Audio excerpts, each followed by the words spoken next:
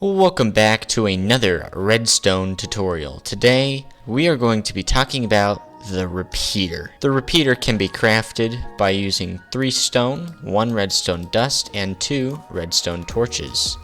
One big problem with redstone is that the redstone signal decreases by 1 for every block you travel.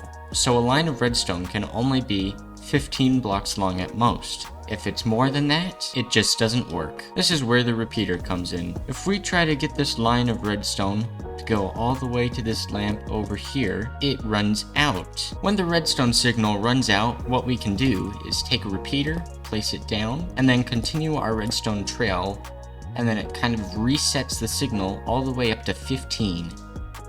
And then we can continue the redstone line all the way to the lamp. And no matter where we put the repeater, the next redstone after it will always be level 15. The repeater can only receive a redstone signal through the back, and it only outputs the redstone signal through the front. The front is the side with the torch that cannot move. A repeater can't output a signal on the sides, and it can't receive a signal on its sides. If it resets the signal to 15, then why are we just not using levers? Those are much cheaper to make. Well, the thing is, levers, they all gotta turn on manually, like this.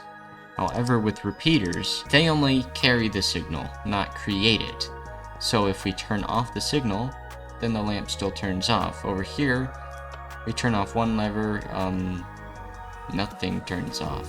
Already, this is a really useful thing, but there's actually quite a few more uses for the repeater that we still need to talk about. When I turn this lever on, there's a good bit of delay between the lever and the lamp. This is because another thing that the repeater does, if we use the repeater, it moves these little torch things. Now, originally, the repeater is set like this. This changes the delay. When a repeater is activated, it gives it a slight delay. At the base original setting, 2 pixel space between the 2 torches, there is a delay of 1/10 of a second, and every time you move it, it adds a 10th.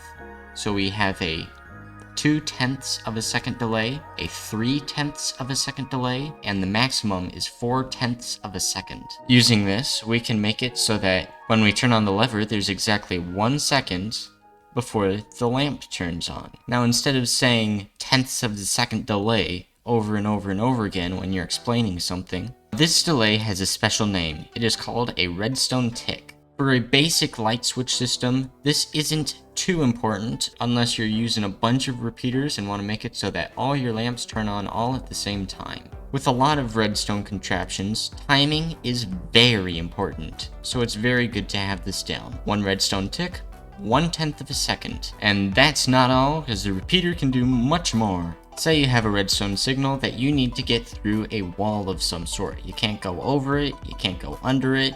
The only way is to go through it. Normally, the signal wouldn't be able to get to the lamp, because there's a block in between cutting off the redstone. But with the repeater, it gives a burst to the signal so that it pushes it through the wall to this redstone right here.